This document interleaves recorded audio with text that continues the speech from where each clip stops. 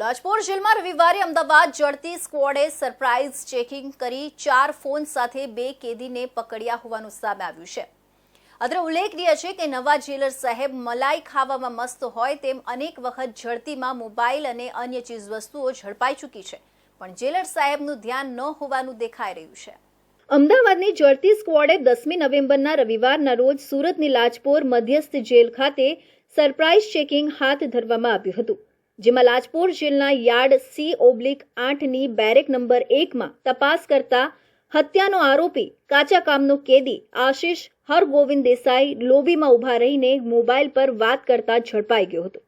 બેરેકમાં તપાસ કરતા એક પથારીમાંથી મોબાઈલ ફોન મળી આવ્યો હતો। આ મોબાઈલ હત્યાના ગુનામાં જેલવાસ ભોગવતા કેદી શુભમ ઉર્ફે શર્મા સત્યપ્રકાશ સેનેનો હોવાનું માલુમ પડ્યું હતું। આ ઉપરાંત બેરેકમાં મૂકવામાં આવેલા ટીવીની પાછળથી વધુ 2 મોબાઈલ ફોન મળી આવ્યા હતા।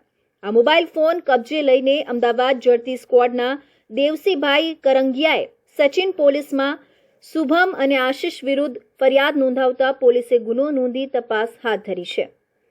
અત્રે ઉલ્લેખનીય છે કે લાજપોર મધ્યસ્થ જેલમાં અવારનવાર ફોન પકડાવવાના બનાવો સામે આવી ચૂક્યા છે, પણ જેલર સાહેબ આંખ આડા કાન કરી રહ્યા હોય તેવી ચર્ચાએ જોર પકડ્યું છે।